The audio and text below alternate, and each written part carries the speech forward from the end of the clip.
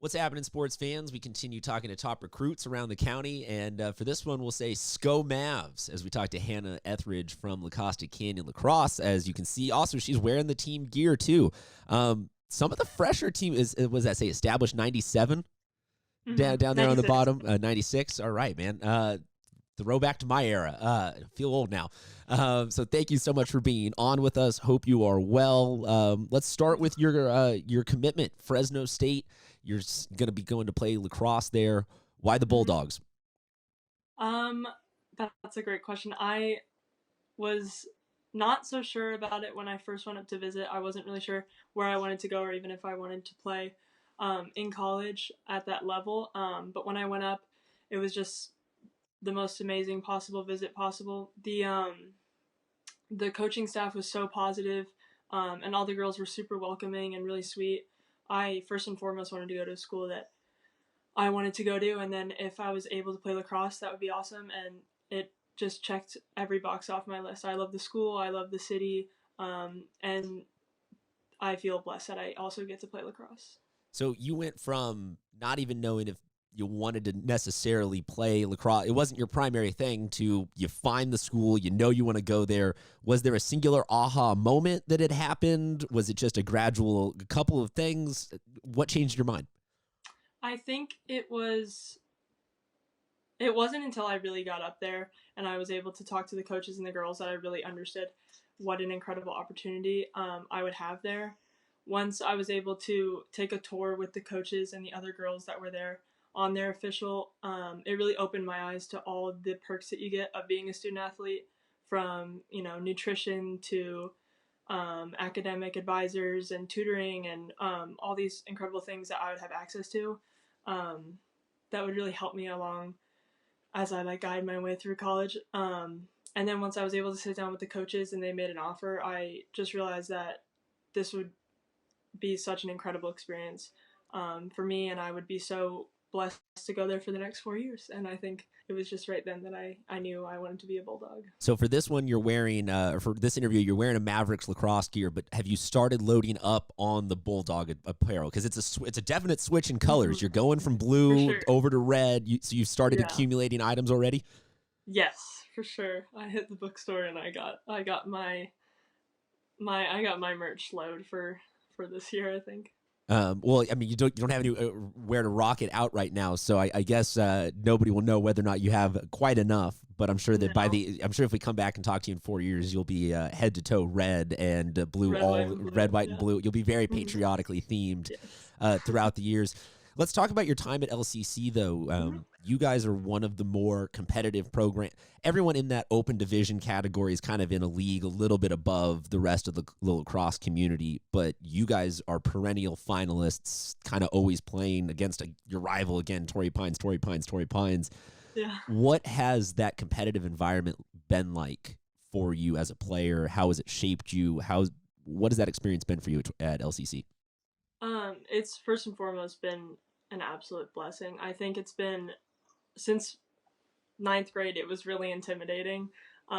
You hear so much about the program being in Mustangs, being in middle school. You hear all these stories about the rivalry and the competition, and it's scary and intimidating at first, but you really just got to kind of go in head first and give it your all. And after 4 years, I can say it's really become a part of me. I can't imagine high school without that sense of competition and rivalry. But at the same time, it's, talking about Torrey Pines, we've played against or with those girls for so many years that we have more commonalities than we do differences. So yes, we have a rivalry, but it's always the highlight to play against them. And well, I specifically bring up Torrey Pines just because you two are, as schools on the guys and girls side, probably the premier lacrosse rivalry here in San Diego, but also one of the first interviews that we were doing during the shutdown was with Mia Cohn, who plays for Torrey Pines. And I asked her, are you finding out that you kind of miss your rivals more than you thought in life? And she's like, wow, yeah, I never thought I'd say that out loud, that I do miss LCC. I need them back in my life. I could go for one of those games right now. Yeah, yeah. So I think, I totally understand where she's coming from. yeah, so I think we're all finding out that we miss those that keep us competitive and keep us Yeah. on our edge. Do you ever like hunger for just like, oh, can we please go beat somebody that's a cupcake team by 20? Or do you have no interest in those games? You'll take a loss by 2 to the best team you can get your hands on over something like that? Yeah, I mean those losses by 1, those overtime losses, those are what shape you as a player and a person. You're not getting much better when you're just blowing out a team. You're not learning anything about yourself as a player or your team. You're really pushed to be better and you're pushed to grow when it's against those tough teams and when you have to scrap for every ball, every goal that you can possibly get. So I also really loved to ask girls lacrosse players their take on the game in general, because it has gotten faster over the last couple of years. There's been the quick restarts and whatnot, but there are also girls out there kind of testing out wearing helmets, even allowing for more contact. Do you want to full blown just play the guys' version of the game, or you like how it is? Where is your ideal version of girls lacrosse? I think I'd like a happy medium. I definitely like the rule changes. A faster pace. We're allowed a bit more contact. It is tough when we don't have helmets and pads to say that I would want to go full on guys rules.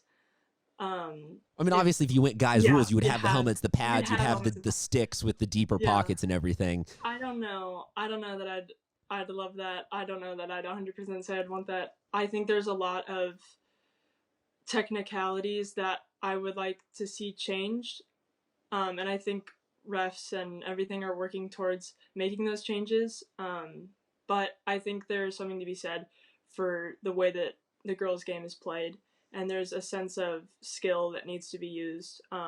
It's a much to more how to finite do- and nuanced game, and playing Yeah. defense is much harder because you can't just start whacking people and passing the ball on the offensive. Like, it's all much more skilled. But I think There's that so much strategy. And I think there's, I mean, as fun as it would be to just go out and whack each other around, there's something to be said about that, like, really smart, strategic way that the girls lacrosse is played. I think that lasts right up until about the 4th consecutive shooting space violation that gets called, and then you're just like, okay, I'm over this now. I want to hit anybody. Shooting space. I'll hit the referee right now. Just give me someone to smack. Yeah, I would not be upset if shooting space. So we got you on the one change. What have you been doing in your downtime? Are you just walking around cradling a lacrosse ball the whole time? Or I'm assuming you're doing some photography based off the background there. What are you doing with your downtime? I've been just trying to keep busy, try and stay fit, hit the wall as much as possible. I've been working out a lot with my mom and going on runs with my dad. A lot of bike riding. I live by the coast, so it's a really pretty bike ride with the nice ocean view. I've been crafting out of my mind, just trying to find anything that I can like embroider or sew. Got anything that you can show us within arm's reach that you've been crafting? I made this story. Oh, just keep swimming. Yeah, I don't know. I like it. Yeah, so just random stuff. I don't know. I reread the Percy Jackson series, which has probably saved me from going nuts. Wait. How many books are in that series? 5 in the first series, and then I just got the second series with 5 more books. We've only been on quarantine for like 2 weeks. You read 5 books already? They're so good. I can't. Nice. So good there.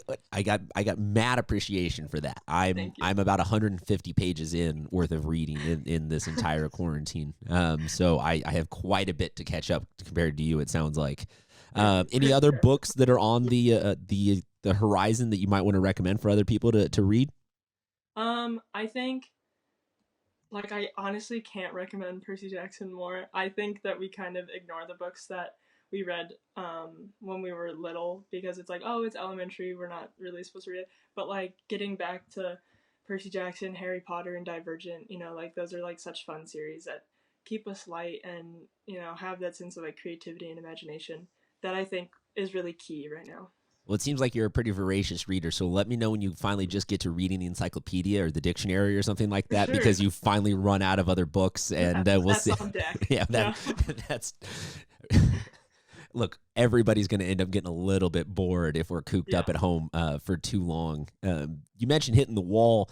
Any tips, advice, just like on other drills, places to look up drills that you could give to other lacrosse players out there, people that maybe don't have Mhm. those resources? Yeah, I mean, there's always a way.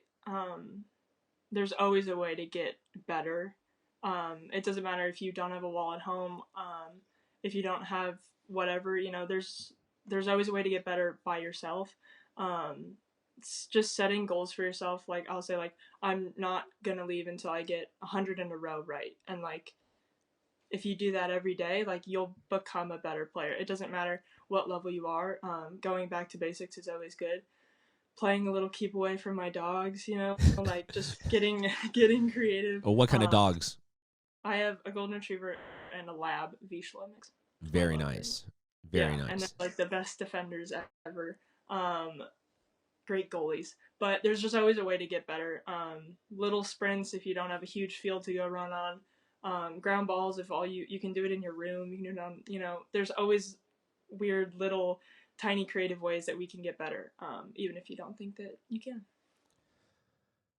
I hate to have to ask kind of the somber question of, what are you going to miss about school, but let alone the season. But how does a senior in high school emotionally handle this? What's going through your mind? Kind of share your thoughts for your team, your community, but also just so other seniors can help listen to, what everyone else is going through. Mm-hmm. I mean, it's obviously really tough for seniors on the high school and college level to miss out on all those things. And being an ASB, it's like a real bummer to see like we're so excited to plan our prom and senior boat dance and all these things, but you know I feel really grateful that we were able to have those anyway, and we have a great district, and we have a superintendent that's working really hard to get us, even if he can just get us into school for the last week, try and get those things planned over summer. But I think that as much as this whole pandemic has taken away from us, it's also given us a really great opportunity as a senior class to kind of come together. I feel closer to my senior class now than I really have for like the rest of high school, just because we all have this one commonality that we all miss each other. Like even if it's just a peer that you kind of sit next to, sometimes you don't really talk to, like we just all miss each other a lot, and I think we'd give a lot to see each other and have that fun together. So I think that's a really great gift, having that sense of gratitude and appreciation that we'll carry with us as we go off our separate ways to college. But just that, there's always good in this, and there's a silver lining. And if you're healthy, that's a thing to really cherish. And we get to spend time with our families before we go off to college. And I think that's been my saving grace right there.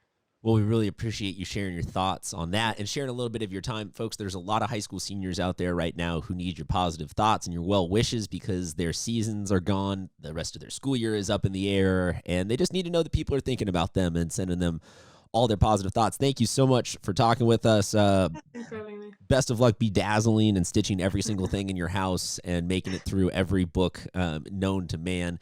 We will we'll have you back in a couple years as our literary critic. I'd love that. Deal. Hannah, thank you so much. Folks, go support all the top recruits across San Diego County who are going on to the next level next year to represent our city and our section super, super well. Have a great day, everybody. Stay safe, stay indoors, and we'll talk to you soon.